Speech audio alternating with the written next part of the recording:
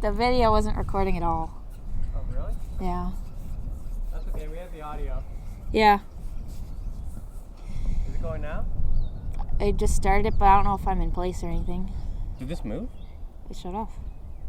Oh. So I had to pick it up and record it. Some of you may have noticed that there is a complete demolition zone in our yard right now. That is a house that was on the property when we took over. That house is actually a very special house to me. My grandfather helped build it, and my parents lived in it until the year I was born, and then we moved into their current house. And the fact that my grandfather, who is no longer with us, helped build it was like a real emotional attachment for a lot of my family. So the reason we are here is because, funny story, when we bought the bus, we actually had nowhere to put it. And this guy kept talking about putting it in his city driveway of the house he was renting at the time with 4 other people. And I swear that bus would have hung out onto the road. It was way too big for that driveway. It never would have worked. But it's a funny joke to look back on because he was totally serious and had nowhere to put the bus. The funny story about the bus is that we were actually at the auction just to look at them and get a feel for them and the size for them. And we knew it was a road we wanted to take, but we didn't know how much it was going to cost. We didn't know the logistics. Like I said, we were both living in town at different apartments with roommates, and we didn't really have anywhere to put it or work on it. We just didn't have the means at the time. So we were at this auction, we were looking. I was like, I have to go use the bathroom. I'll be right back. I came back, oldest story in the book. He's like, I bought the bus. And we were both just like, all right, well, let's figure it out. Where are we going to put it? What are we going to do? Let's get it towed somewhere or drive it somewhere. We'll figure it out. But we're on this journey now. There's no turning back. And we were both just all in. And it just felt, there wasn't even really a stress to it. It just felt really natural. And I called my dad and I said, is anybody renting the red house? I know it's kind of in rough shape. Can we put the bus on there for a little bit while we work on the bus? And he said, sure. Come on over. I'll help you get it in place, and we'll talk about deadlines, timelines. And eventually we just negotiated, and the land is ours now. So we got the house with it.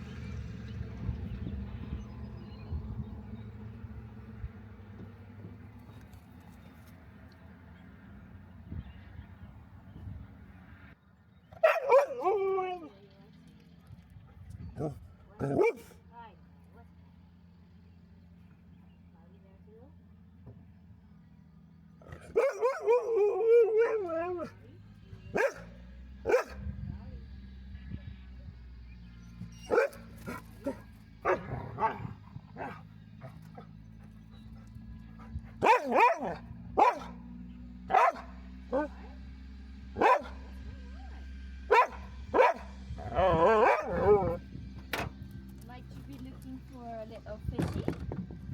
Is this what you would like?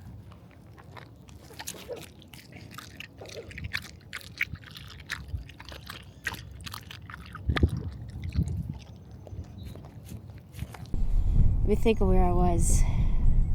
Oh, yes. So the house didn't have a foundation underneath. At the time, my parents couldn't afford to put one in, given all of life and their kids and their everything going on. So they actually passed the house on to my aunt, who wanted to put the work in, but she wasn't even living in this area, so there was no logistics to that plan either at the time. And then it was my brother's house, and same thing. It was just kind of passed around until we decided that we would take it over back from my parents, and we really wanted to honor the house in the way that it was made, in the way that had intention behind it. At the time, we had raccoons living in the house, we had squirrels living in the house, we had rats, we had a cat at one point. Actually, our neighbor, his cat was living in there a few months ago, apparently. We've had like all kinds of small wildlife animals. We've had skunks around the house, and they all just coexisted, and I thought that was so beautiful. We had bats and so many birds, and the fact that they could all just live in harmony in this one house that was falling down was so beautiful. And I thought, like, that was a nice way to honor my grandfather too, in a way, because we're just letting things exist in peace, and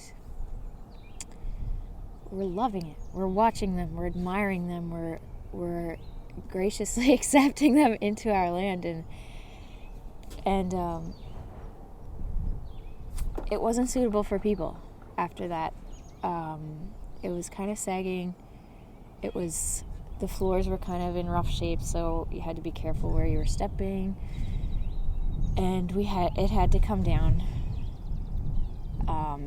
for safety reasons. As soon as possible, basically. And so once that came down, it was still incredibly unsafe. I had myself and my brothers like stripping panels off the wall, and it was kind of sketchy at times. So we had like other people that we know with tractors, like my uncle and my dad and my neighbor, come over and just kind of tug at the house a little bit, try to get it knocked over, and that thing was so sturdy. I, in hindsight, wish we had the means to restore it. But I think the concern for my family doing that was that it was so attached to my grandfather, and it was a really fond memory that he was somebody that they just loved so much.